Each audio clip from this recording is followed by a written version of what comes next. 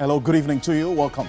This is Ghana Tonight. We are live from a news up here at Desawe Kanda. Also live on TV Ghana on Facebook, VSV channel 279, all across the world on 3news.com. I am Alfred Ocansey. Tonight, showdown in court as lawyers of the embattled former sanitation minister Cecilia Abena-Dapaah fiercely oppose OSP's application for the confirmation of order of freezing and seizure of Cecilia Dapaah's accounts and money in these accounts and what were found in her home. We'll give you an update on that. Plus, day one of the two-day ECOWAS Security Chiefs meeting in Accra ends. We'll tell you what issues were on the table for discussion, including the Defense Minister's call on Army chiefs to remain loyal to their presidents.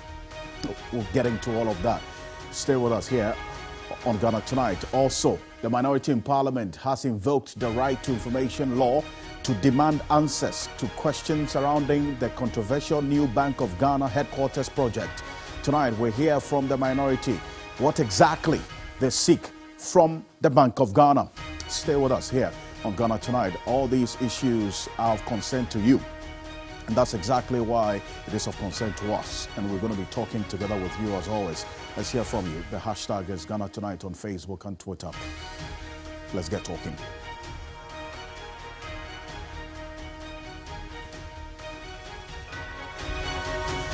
Let's settle for Ghana, please.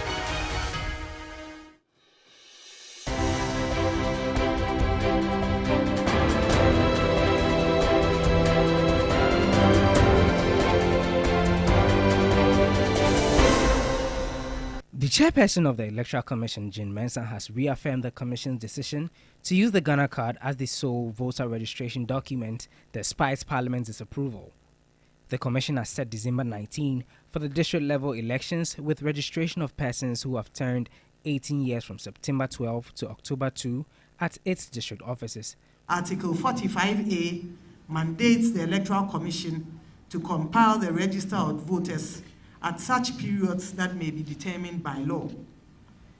It is in the discharge of this mandate and as part of the Commission's preparations towards the conduct of the 2023 district-level elections that the Commission will undertake a voters' registration exercise.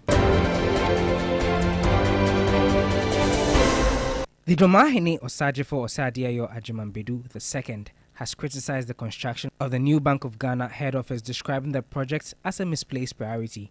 He argued that the funds could have been diverted to other critical areas. Bosiana Yakoba na IMF no, uche mudu mienu a Bank of Ghana nkoa no, ode mu 250 million. Ode baako okosi dane. Ei! Na beni. Na kese be je bi asinti, ni e ba ba ne be yo. Me de mentiasie, na nanom no prani, ye entiasie onye yi. Bank of Ghana says it is using $250 million to build a new head office. What is this? Because they are autonomous, they just choose to do anything they like. How can Bank of Ghana alone decide to undertake such a project? The family of the 17-year-old Washing Bay attendant who is alleged to have been assaulted by the police leading to his death says it will seek legal redress. They have warned the police not to conduct the autopsy on the body without their permission and involvement. The police officers are alleged to have assaulted Samuel Kwesi Boateng after he had splashed water on them while washing a car at a washing bay at Mamaso in the Brim North district of the Eastern region. The whole Ghana, IGP, na swati say, sa any media and sa I want the IGP and authorities to explain if that is how the law works in Ghana.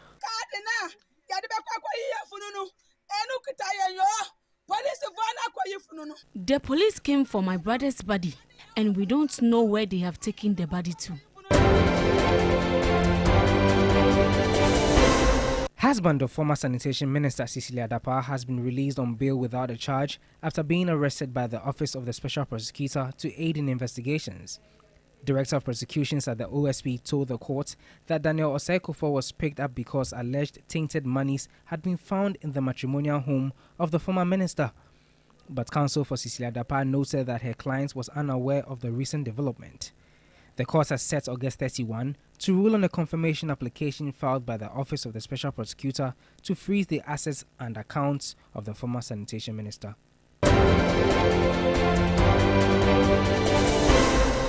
A professor at the University of Ghana, Ransford Jampo, has been elected president of the University of Ghana branch of the University Teachers Association of Ghana, UTAG. He was elected with 93% of the total valid votes cast. In the driving seat, myself, I'll champion the interest of my people forcefully and proactively. I lost some friends as General Secretary, and I do not mind losing more as I fight harder for the university teacher in my capacity as president, he said in a message.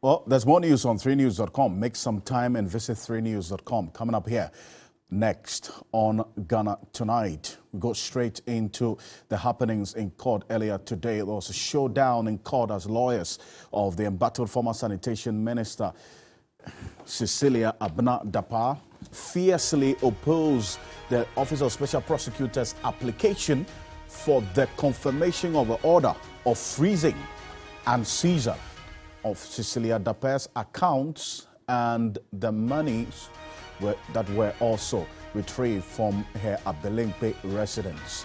Now, we have details of the happenings in court earlier today. You recall that the special prosecutor had actually gone to court today to extend the period of the freezing of her accounts, which we showed to you. Accounts, about 7 bank accounts held in 2 banks, and also some unspecified amounts of monies in there, plus some over 2 million and cedis and some a little over $560,000 that were retrieved in her Abelemkpe home, plus the 1 million that is said to have been stolen.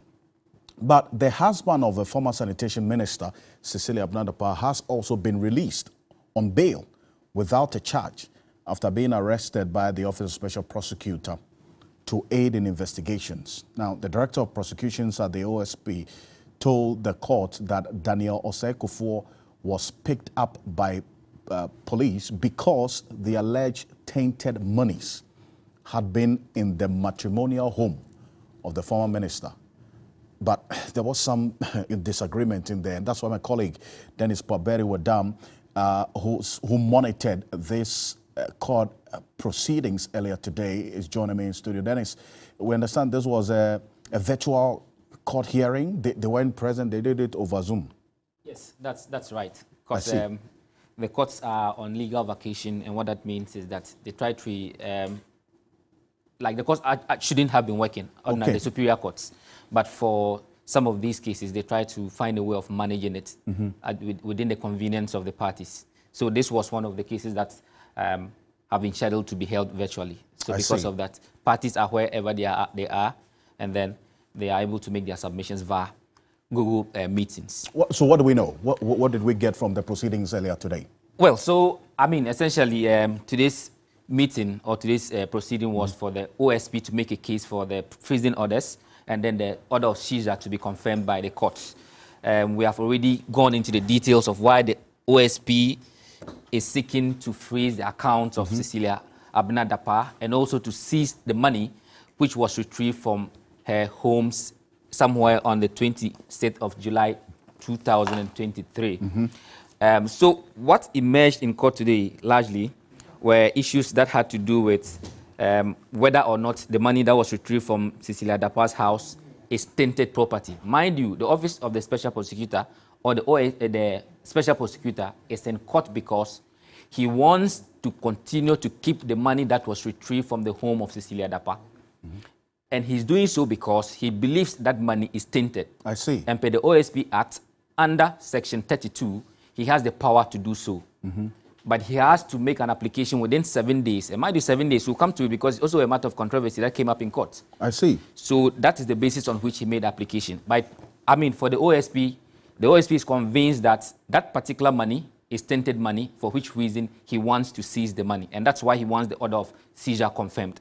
But the lawyers for Cecilia Dapa, or the lawyer for Cecilia Dapa, maintains that the money in question does not conform with the definition of what tainted money or tainted property is as provided for under the OSP Act, and of course also the Anti-Money Laundering Act. So that was a matter of and so that's the quote of the lawyer. Yes, so that's the quote of the lawyer in here. That the mere fact that sums of money were found in Cecilia Dapa's matrimonial home is not grounds to suspect that the money is tainted property, as defined by the OSP. It doesn't end there.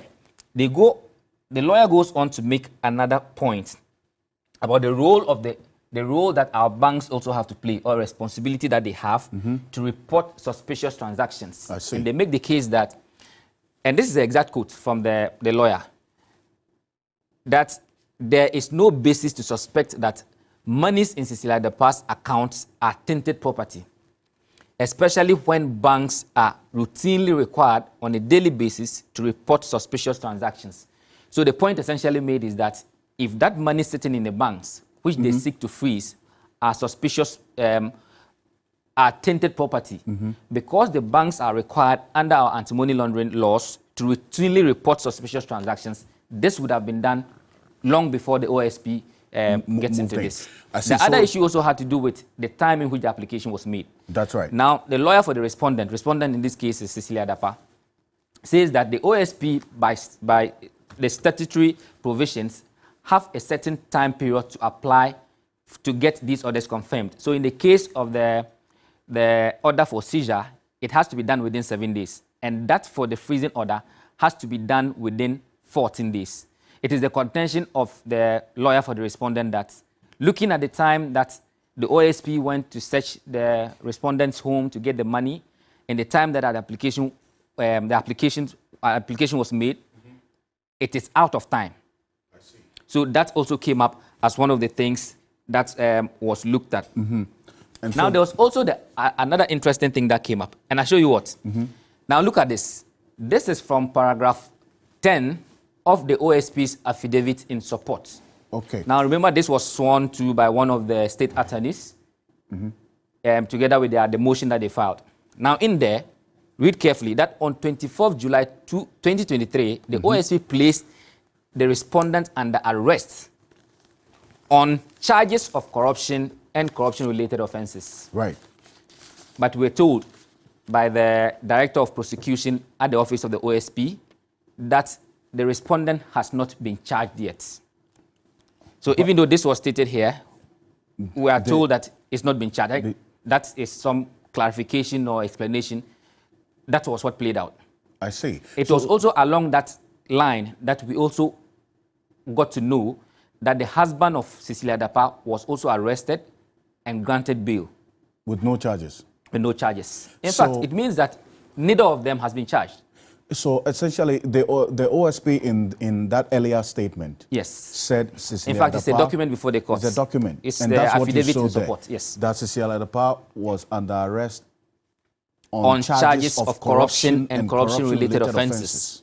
The OSP subsequently conducted searches in 3 residential properties associated with the respondents at cantonments at Belempe and Tasano in Accra. So this is just the extract of the paragraph 10 of that. But then in court today, it came up that she has actually not been charged.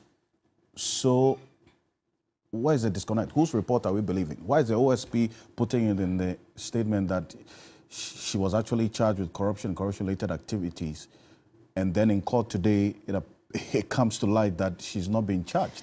She has been arrested or put under arrest on these charges, but that she has not been charged yet. She's still under investigation. At least that was what happened in court today. Dennis, thank you.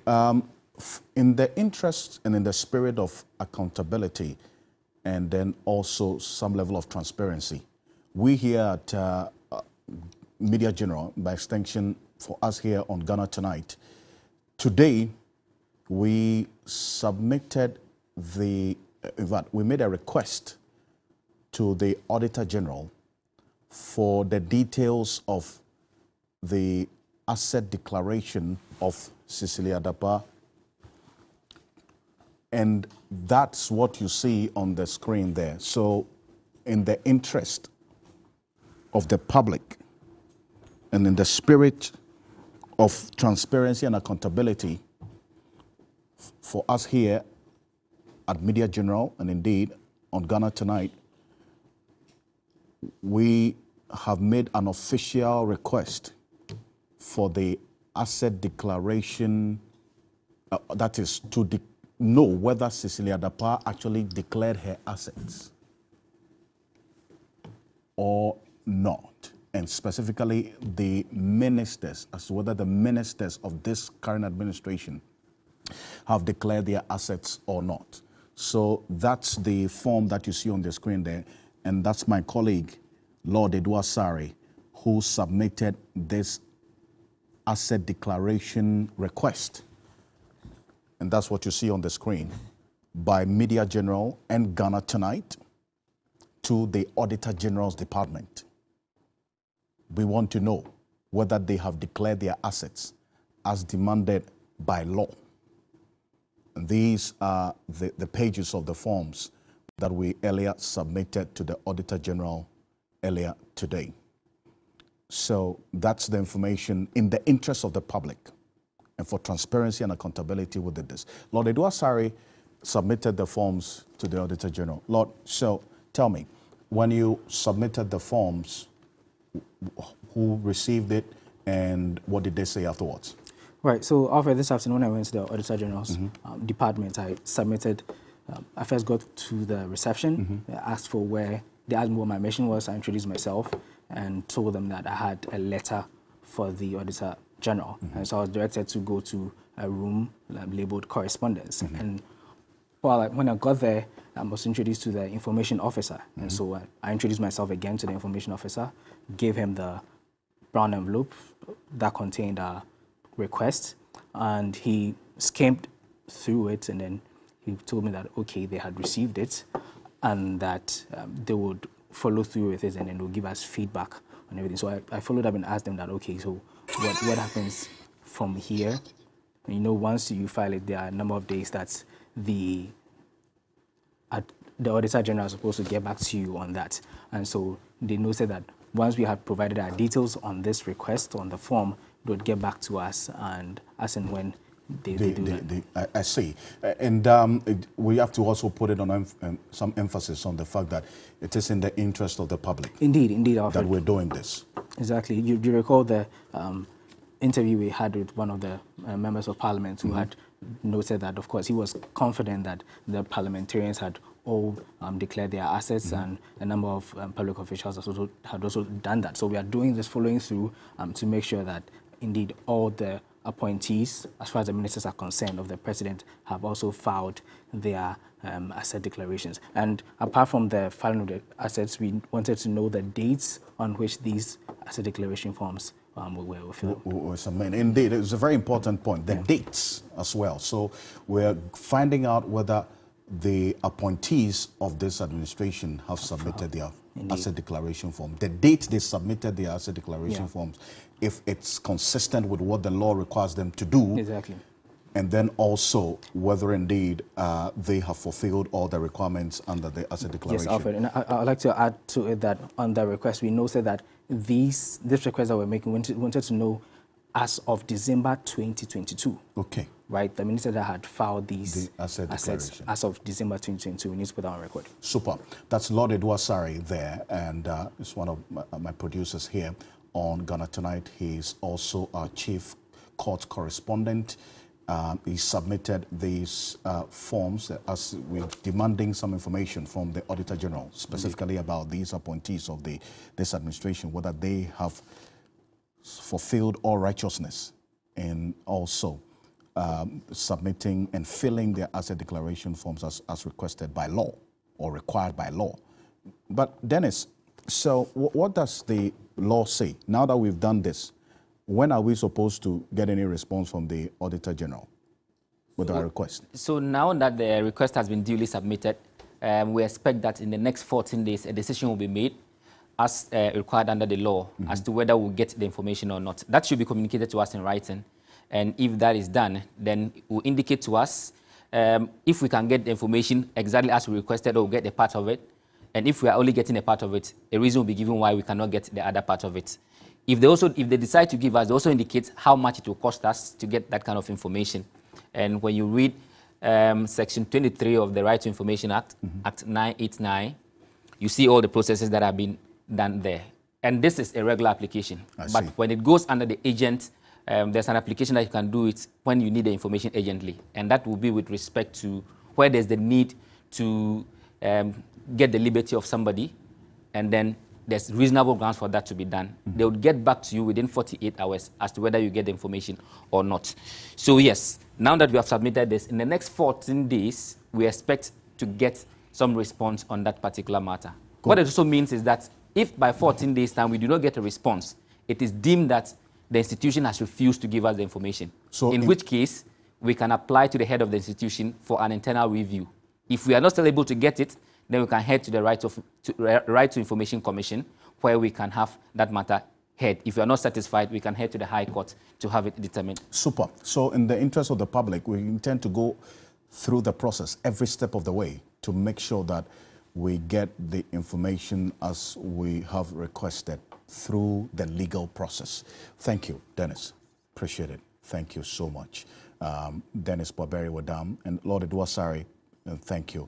The producers here on Ghana Tonight, and then also together with the Media General, we have made this request. And in the next 14 days, beginning today, we will do the countdown to hear, hopefully, from the Auditor General on our request.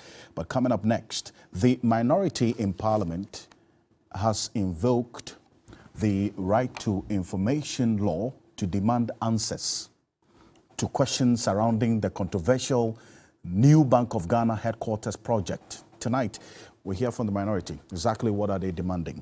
And if you go into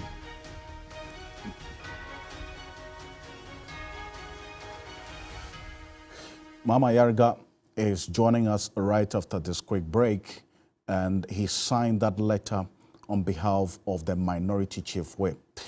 It's going to be engaging us on exactly what they're asking the Bank of Ghana to provide with respect to this new building, the headquarters. Stay with us. We'll be back shortly after this quick break.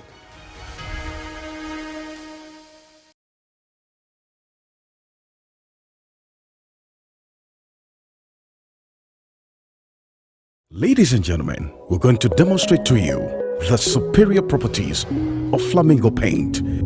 As compared to other paint brands on the market, we take equal quantities of Flamingo paint and this ordinary paint. We then dilute them with water.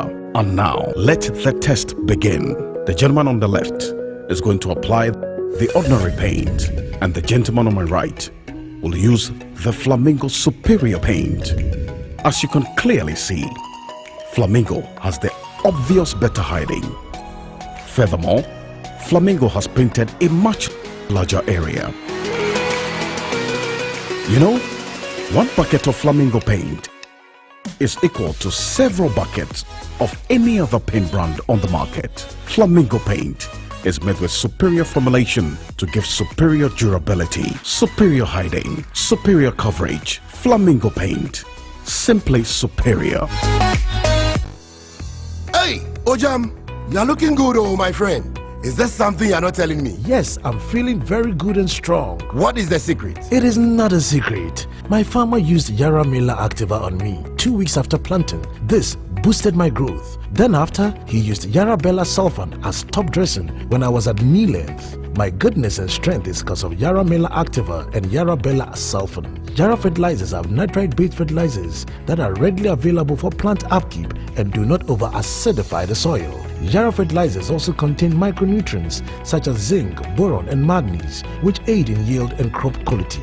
If you want to look good like me, then your farmer must go for Yara fertilizers. They are available in accredited agri-input shops nationwide. For more information, call 0308 251 060 or visit our webpage at yara.com.gh or Facebook page. And there is more. Yara retailers can also benefit from selling Yara products by just downloading Yara Connect app and scanning QR codes on the Yara sack at the point of sale to earn rewards. Use Yara fertilizers for better yields and quality produce.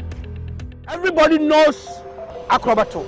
And if you know Acrobato, it means you know Endpoint Homeopathic Clinic. Endpoint Homeopathic Clinic is my pillar. Let's hear what others are saying about Endpoint Homeopathic Clinic. Who will be careful Endpoint one?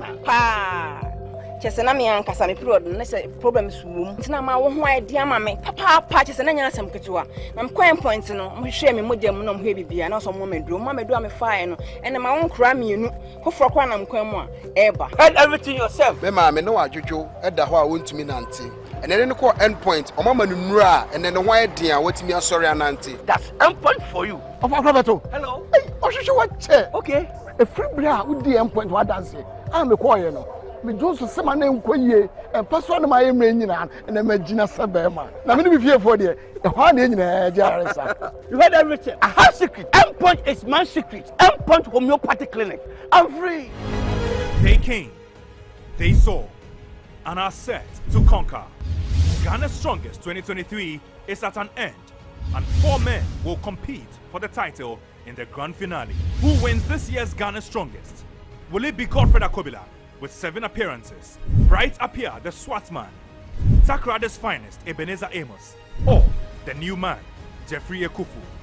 Don't miss this epic finale live on TV3 at the Obra Sports on Sunday, 20th August at 2 p.m.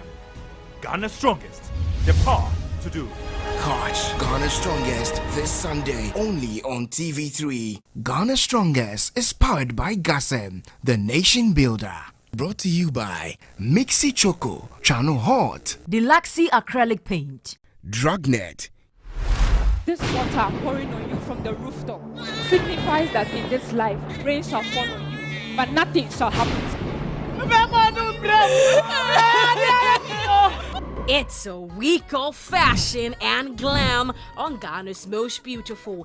This week, our beautiful contestants will grace the runway, showcasing exquisite outfits crafted by talented designers and featuring the latest collections from GTP.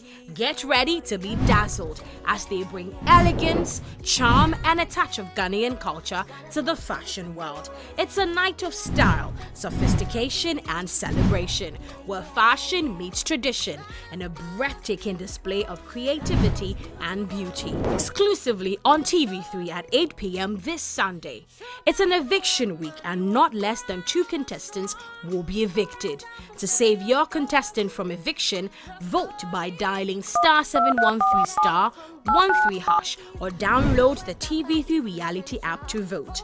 GMB 2023, Ghana's beauty, Africa's pride. GMB 2023 is sponsored by Gino Tomato Mix, GTP, Techno Camon 20 Series, AT, Pepsodent Charcoal and Lemon Infused Formula and Pepsodent Natural Herbal Formula, Geisha Moringa and Geisha Black Soup, Key Soup, Bell Pack Tissues, Sankofa Natural Spices, Vitamilk, Deluxy Acrylic Paint, Nescofa Blood Tonic, Heaven Black Mosquito Spray and Coil, Enapa Foods, Freedom from Casapreco, Frutelli Calipo, Duffy's Health and Beauty, Obuasi Bitters, Nubna Womwankasa, Dragnet, Shalatem, Top Choco, Global Wings Travel and Tour. Makeup was done by House of Tara.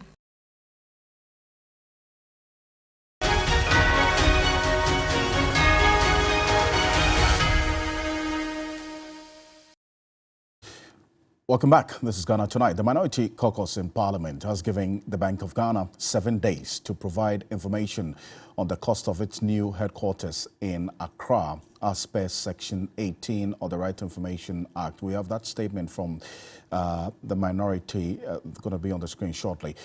They're seeking details on the land procurement processes, consultants and project managers, financing arrangements, and the cost, scope of work, and so on, a number of things. Now, this, if you look at the Public Procurement Act 2003, Act 663, as amended, specifically Section 38 of that Act, which is going to be on the screen shortly, the Public Procurement Act, which they make reference to the specific aspect of that particular law. It says a procurement entity may, for reasons of economy and efficiency and subject to the approval of the board, engage in procurement by means of restricted tendering if goods, works, or services are available only from a limited number of suppliers or contractors, or if the time and cost required to examine and evaluate a large number of tenders is disproportionate to the value of the goods, works, or services to be procured. Mama Yarga is Member of Parliament for the Boko Central Constituency. He signed this statement issued on behalf of the Minority Chief Whip, Gavin Kwame Abuja. He's joining me on Zoom now. Jariga, thank you so much for joining us here on Ghana Tonight. First of all, let's start off with this. Now, have you detected some inconsistency, especially in the reported cost of this Bank of Ghana headquarters under construction? Reason why you're making this particular demand?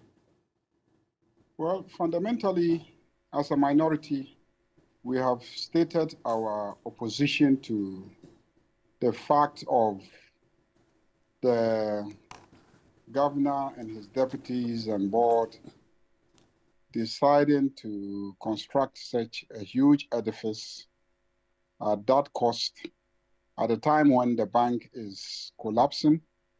They are incurring devastating losses and registering negative equity, and failing fundamentally to position themselves to be able to salvage the financial sector should there be any unforeseen crisis. So we are opposed to that decision in the first place. But it is becoming even scarier because we are getting conflicting reports about the actual cost of the project. As you can see from some documents claiming to be records of the Public Procurement Authority, this is a project that started at an estimated cost of 81 million United States dollars, had moved to 121 million United States dollars within a short period of about 8 months. And then we are now told that the project is estimated to cost about 250 million United States dollars at a time when the bank is collapsing. So we are fundamentally opposed to that decision, but we're now very interested in how the price would have escalated from an estimated 81 million to 250 million United States dollars. And then the documents also, point to procurement breaches, which are criminal in the sense that the procurement processes were clearly not transparent. It wasn't competitive. For such a major project, you would think that it would be competitive. But if you are not going to be competitive, you will have to really establish a strong case why you are not going to be competitive. But the documents that we have seen do not point in these directions. And so we have become very interested in what really happened in relation to the procurement of the new Bank of Ghana headquarters building. So we've written to the bank to request for information, and specifically, we want to know the procurement processes that led to the procurement of this project, the price as the cost, how the project is going to be financed, where the payments are going to be coming from, how it was budgeted for, and how it is being paid if payments have been effected. We are interested in the issues of consultants and project managers that have been procured, how were they procured and at what cost, and who are they? And then also we are interested in the land on which the project is taking place. Whose land was it? How did it move from that person to the Bank of Ghana for them to be constructing this headquarters building on? How much did they pay that person? Or if they have a lease arrangement, what is the lease arrangement that they have? What are the terms? So we want total transparency in relation to this project. We've given them 7 days because this is information that should be readily available. They don't need to go anywhere to search for it. It's with them. they couldn't have gotten a contractor to site without procuring. And so they must have a file that has all these pieces of information. And so we asked them for this, and we think that 7 days is enough time for them to be able to respond to us in terms of our request for information. But your we will colleague, know what our next steps will be. Your colleague, Samuel Okudzeto Ablakwa, for instance, also released some documents on his social media handle earlier today, which tends to also raise fundamental procurement questions, seeing some of the documents. Now, and the criteria that was used in selecting the companies the Bank of Ghana has engaged on this project. Is that also a matter of interest in the questions that you're asking the Bank of Ghana to answer? Everything has become a subject of interest. If they respond to our questions, they should be able to give us the details, because the first question we ask relates to the procurement processes and who the contractors are. So that will tell us exactly what informed the decision as to who should carry out the construction. So those documents are there. Now we expect to hear directly from the Bank of Ghana, because prima facie, the documents there point to potential irregularities. It's up to them. Maybe there are other documents that we're not privy to, documents that establish a justification. Maybe there are some expert reports that, recommended certain things that we're not privy to. So the Right to Information Act, and then the question that we put to them, gives them an opportunity to explain to us, so that we are not also acting in ignorance. So it's up to them to decide whether they want to be transparent, or indeed there are things that they are hiding which inform the way that they have gone about. Because I recall that when questions were raised about why they were building, the Bank of Ghana was building the headquarters, the new headquarters at this time when they're facing challenges and to the cost of the $250 million as quoted, they gave reasons why, and this is just one of many. Take a look. They said that the outcome of their structural integrity works was that the main building, that's where they are now, does not satisfy the full complement of excess strength required for a building to be considered safe for usage. And then they also say that in the case of the worst case gravity and wind loading scenario, for example, unusually strong winds, the building may be significantly affected, and then concludes that if there is, for instance, unlike the current Bank of Ghana head office building built by the Nkrumah government in the early 1960s, the new head office can stand major earth tremors. So where they are, they say cannot withstand earth tremors and so on. So are you also asking for any data to at least put the doubts about their reasons giving to rest? Since colonial times, since Governor Gettysburg's time, I have not read any report that shows that a major earthquake or earthquake of any, level has resulted in buildings in that neighborhood collapsing. And so that is an unacceptable explanation for burdening the bank and the people of Ghana with $250 million new construction at a time when the bank itself is collapsing and, registering huge losses and etc. So those reasons, in my opinion, are just untenable. I believe they just wanted to construct a new head office. And I think that people are not necessarily against constructing a new head office. There are new head offices that banks are building. Their neighbors are, I believe, Barclays Bank, that used to be there, now APSA. We have Standard Chartered Bank. They now have a new head office building. EcoBank is there. They now have a new head office building, and etc. So banks are building new head offices. It adds to the beauty of the city. It provides additional infrastructure across the city.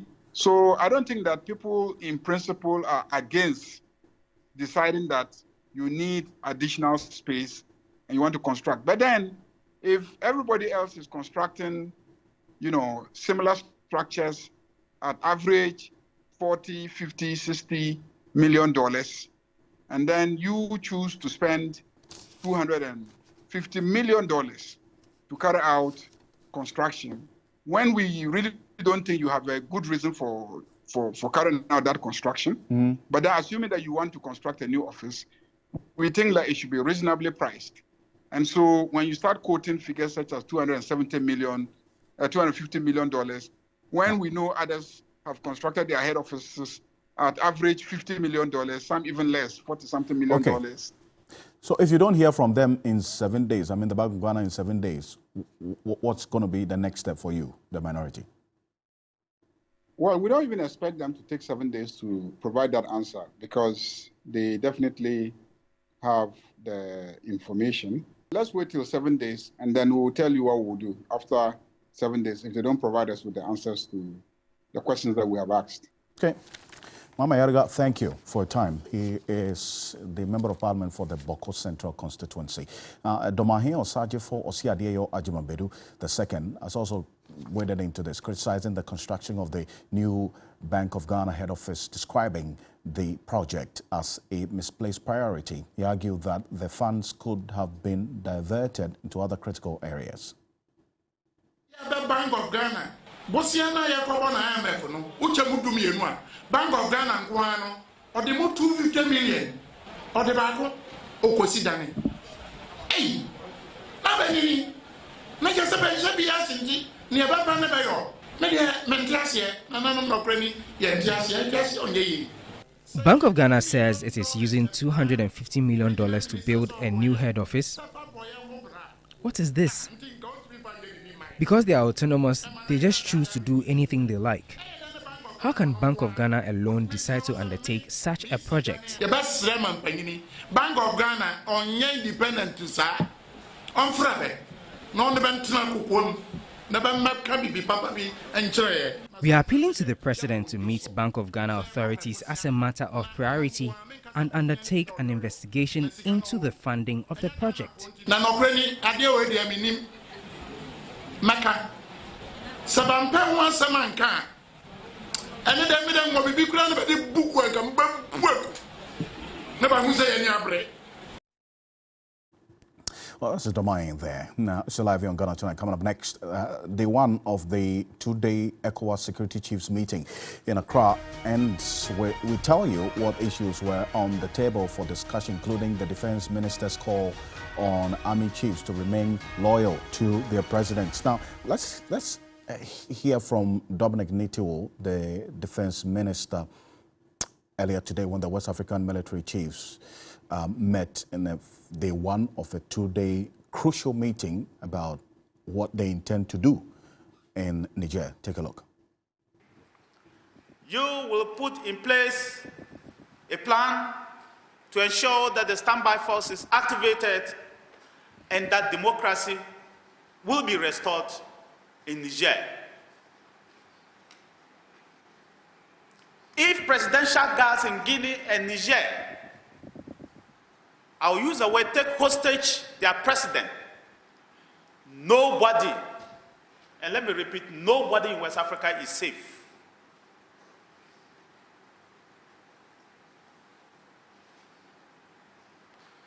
That is why I urge you to continue to be loyal to your heads of states. I urge you to continue to be loyal to ECOWAS directives and to give effect that the days that coup d'etats enjoy the support of our people are over. Yes, in democracy, people will agree to disagree. But the vast majority of our people in West Africa are with you. The vast majority of our people in West Africa do not want to be under the difficulties that we are facing today.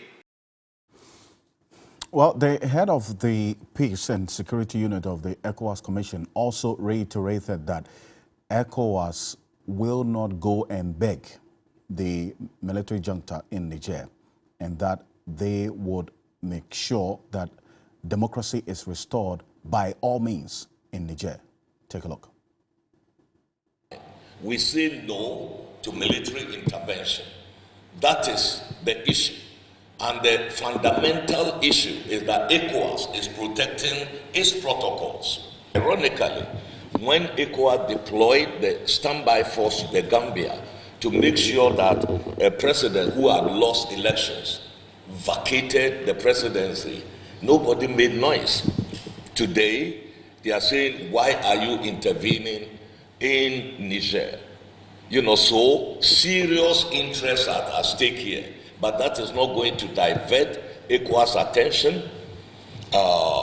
We just want to tell them that and inform them about the resolve of the ECOWAS heads of state and government to make sure that by all means available, constitutional order will be restored in the country.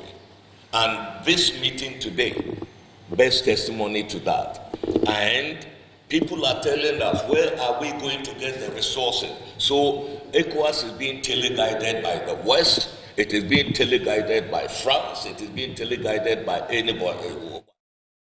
So, quite a strong position there. But Emmanuel Bombande is Senior Mediation Advisor, Department of Political Affairs at the United Nations. He's joining us on Zoom. So, Bombande, thank you so much for joining us here on Ghana Tonight. So, you just heard that's Dr. Abdel Fattah there, the ECOWAS Commissioner in charge of Political Affairs and Security. Say, by all means, constitutional order will be restored in Niger. Is that a path that you would also support, that by all means this has to be done? Thank you for inviting me. The emphasis, by all means, in my view, could be misleading.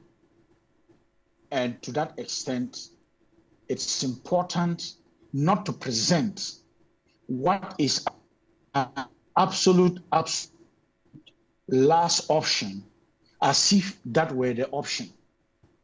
I think the message of trying to use what has been described by the Commissioner for Political Affairs as by all means is basically to have a very strong and firm hand and to insist that ECOWAS will not relent. But for me, the language should exactly portray the ECOWAS political engagement through dialogue and mediation, and not create a misrepresentation that the military option has now come to the fore. I say this for a very simple reason. What is the objective of ECOWAS? The objective of ECOWAS, going back to its own protocols, particularly the one on democracy and good governance of 2001, does not present what you might call a military option when a situation like this arises. What it presents more is to use the type of preventable diplomatic efforts and negotiation and dialogue. Though in the repertoire of choices to make, the restoration of constitutional rule could now deploy any other means that might ensure that constitutional rule is re-established.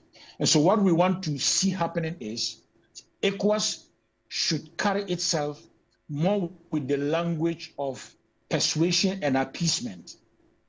And whilst doing that, get the people of Niger on the side of ECOWAS to understand that this has nothing to do with the people of Niger.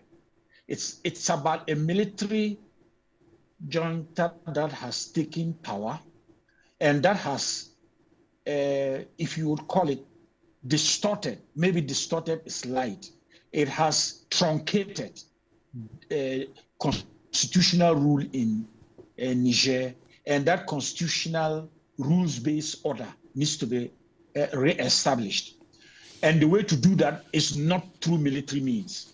It is through the type of preventable diplomacy I have talked about. Except that, as I said, the repertoire then includes, as a very last option, such a use of force. I see, but you talk about preventable diplomacy, right? Which some of you really have been pushing, that there's still room for that kind of diplomatic engagement.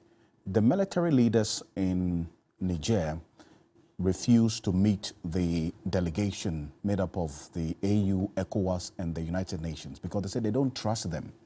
So how can the diplomacy be employed when there's so much lack of trust between these two parties? Diplomacy does not work because you try and then the party that you are engaging with refuses to meet you, and so it ends. Diplomacy is a political engagement that is persistent and that perseveres on a day-to-day basis. And so the first attempt for ECOWAS and the AU that did not work does not necessarily mean that diplomacy does not work. So they have to go back for it. But then they have to re-strategize. They have to enlarge the engagement. So we need to bring in more actors. We need to bring in the North African countries. We need to bring in some bilateral and multilateral institutions that absolutely are key players in our region. We have to break down the understanding of interdependence and why we need one another. We have to bring the level of conflict analysis in terms of how the emerging future looks grim and put that before the military leaders for them to be able to see the contribution they are making, not just to peace in Niger, but to peace in the entire Sahel region and the entire belt of the Sahel from West Africa into the Horn of Africa. And all these must continuously be persistent and to engage. The Nigerian civil society must be engaged. Women groups must be engaged, the traditional rulers. And that makes it comprehensive. And to that extent, let us not have an attitude that suggests that because ECOWAS is the regional multilateral institution, it has failed in the first attempt and it will not take anything less than to insist and to pursue in the use of force that in itself might not be what could be a good outcome in terms of the consequences that we cannot assess, of the damage we cannot assess. But you see, Mr. Mwande, looking at, we've seen some of the chaotic scenes in Niger on our screens while you were talking, but looking at the democratic status of some of the heads of state of ECOWAS who are even pushing for this military intervention in Niger. I've had some security analysts, like your colleague, Ken Festus Abuaji, say that, look, the likes of Togo and Ivory Coast, the leadership there have their own issues, democratic issues. And so they don't have any moral right to even be involved in seeking to restore what they call democracy in Niger. Would you agree with that? I do. Those are legitimate concerns. And it is precisely the reason why the ECOWAS standing has become weak compared to how ECOWAS, as we knew it in the past, was able to engage. If you look at how West African leaders could unanimously make decisions that was firm but carried along with the people, there is no doubt that since elected West African leaders who swore to protect and preserve the Constitution, engaged in maneuvers and constitutional amendment processes that was meant to benefit them to have a third term, and that ECOWAS in itself did not challenge their own peers who were changing these constitutions in order that they can preserve their power, ECOWAS then lost credibility. And so those concerns are legitimate. So two things must happen. One, the ECOWAS preventable diplomatic effort must be with the political will that projects a willingness to engage on those reforms, which have been started but could never see the light of day. In 2015 and in 2022, some of these reforms, including limiting to 2 terms every elected leader in West Africa, have not seen the light of day. Absolutely. Because some of the countries insisted that that should be left to the countries to decide. Thank you. Zemano Bombande, appreciate your expert knowledge on this, and thank you so much for your contributions to this all-important conversation.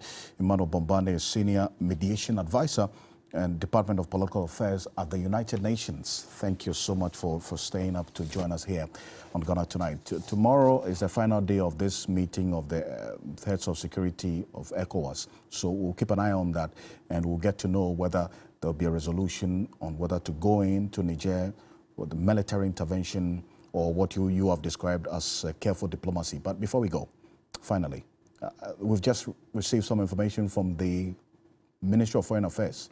They say, because of the issues of the passports that we dealt with earlier in the week, the Ministry of Foreign Affairs and Regional Integration wishes to inform the general public that it is working round the clock to clear the backlog of passport applications and also sanitize the passport application process.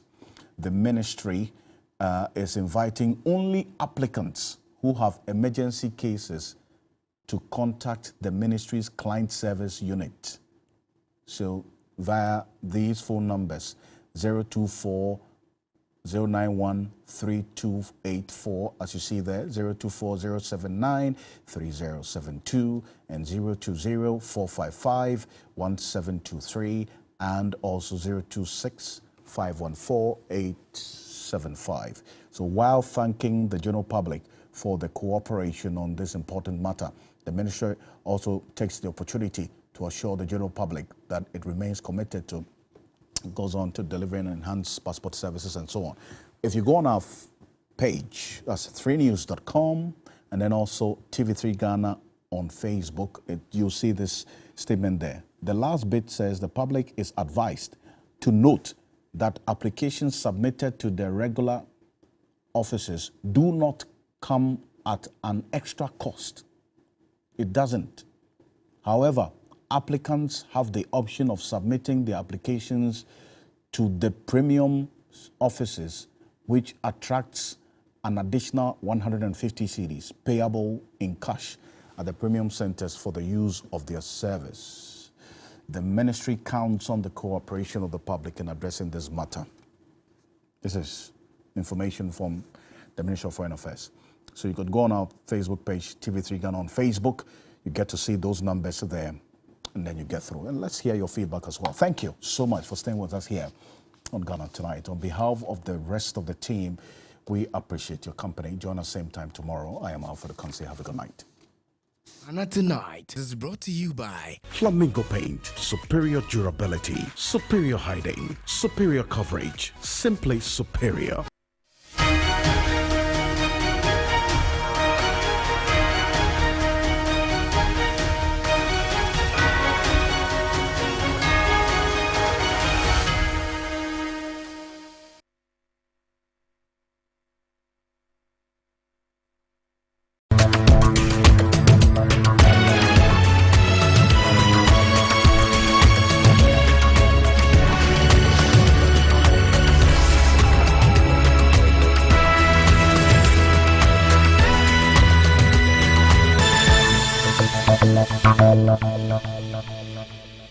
This program is rated PG.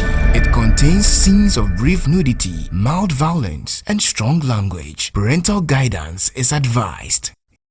This program is brought to you by MTN Gluta White.